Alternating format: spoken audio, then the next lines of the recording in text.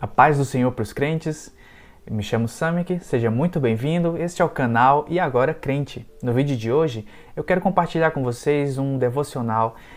Convido vocês a vir comigo meditar rapidamente na palavra do Senhor. Eu comecei a meditar na palavra de Deus e percebi que todo aquele que quiser pregar o verdadeiro e genuíno evangelho, aquele que diz seja feita a tua vontade e não a minha, deve estar preparado para fracassar, aos olhos humanos, é claro, em seu ministério. Porque pregar mensagens de arrependimento de pecados, santidade, humildade, submissão ou mensagens de encorajamento à obra missionária não dão status, não aumentam a fama do pregador. É por isso que a cada dia mais vai crescendo o número de pessoas que querem ser massageadas e não transformadas. Pessoas que querem ouvir sobre a esperança desse mundo, as vitórias desse mundo, as alegrias deste mundo e se contentam apenas em ter uma boa casa, um bom emprego, uma boa família, sem necessariamente se preocupar com o destino final de suas almas. Desta forma, aqueles que ousarem sair desse padrão em seus sermões, eles devem suportar a indiferença, porque o normal é profetizar bênçãos, pregar como verdadeiros João massagistas, sempre pregando que a igreja não precisa sair de suas paredes, que pelo contrário, ela deve se fechar em seu clubinho particular. O profeta Jeremias, ele sentiu muito isso na pele. No contexto em que ele profetizou ao reino de Judá, muitos dos outros profetas, aliás, na verdade, a grande maioria dos outros profetas, pregavam apenas vitórias, bênçãos, mensagens que agradavam ao rei e ao povo de Judá. Apenas Jeremias e alguns poucos profetas pregavam realmente as mensagens que Deus de fato entregava.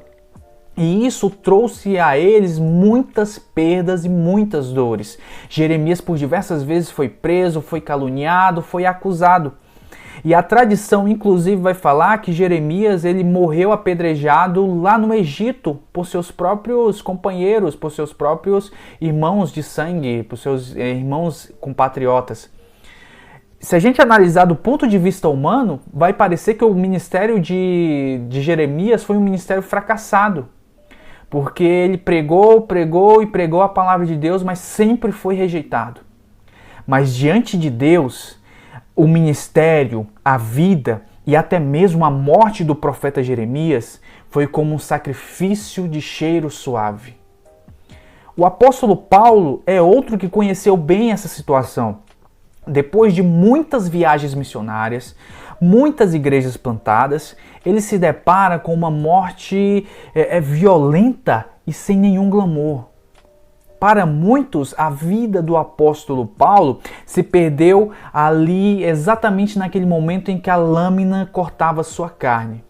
Mas se pararmos para pensar e analisar com os olhos espirituais, foi exatamente naquele momento em que toda a sua vida passou a valer a pena. Porque foi no momento em que ele teve a sua vida ceifada que ele encontrou com o desejado de sua alma. A morte do apóstolo Paulo, mesmo que diante dos olhos humanos possa parecer um fracasso, afinal ele morreu sozinho, ele morreu de uma forma não heróica, morreu preso e, como a tradição vai falar, decapitado. Diante do que nós podemos extrair das Escrituras e diante daquilo que nós cremos em Deus, a morte de Paulo foi um verdadeiro triunfo da cruz de Cristo. Foi um verdadeiro triunfo do sangue de Cristo.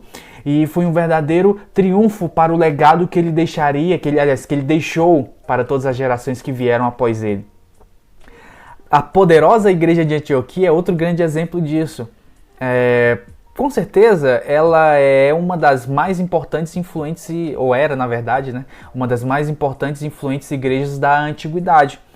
O seu estilo de vida genuinamente voltado ao evangelho, A sua unidade no amor, devoção, fizeram com que a comunidade, a sociedade em volta daquela igreja, chamassem os membros daquela igreja de cristãos. E essa foi a primeira vez em que esse termo, essa palavra cristão, que pode ser traduzida como pequeno Cristo, foi utilizada para definir alguém como um seguidor de Jesus Cristo. E o mais impressionante sobre essa igreja é que ela, mesmo tendo o apóstolo Paulo e Barnabé como seus principais pregadores e teólogos, ela não foi fundada por nenhum apóstolo conhecido.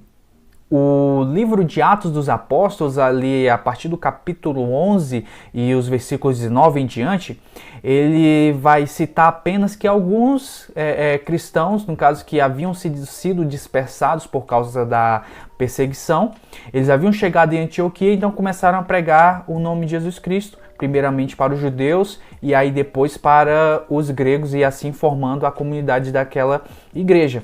O fato é que ninguém sabe o nome daqueles que foram os primeiros missionários desta igreja.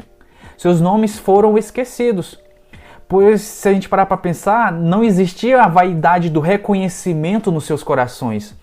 Tudo que eles mais queriam era apenas fazer Jesus conhecido. E este, crente, é o maior desafio para todos os pregadores e crentes do século XXI. Continuar trazendo mensagens que não transformam, mas que dão lucro, ou pregar aquilo que a igreja realmente precisa ouvir? E aqui eu não vou entrar em xeque sobre as questões de pregadores que cobram valores exorbitantes para pregarem os seus sermões.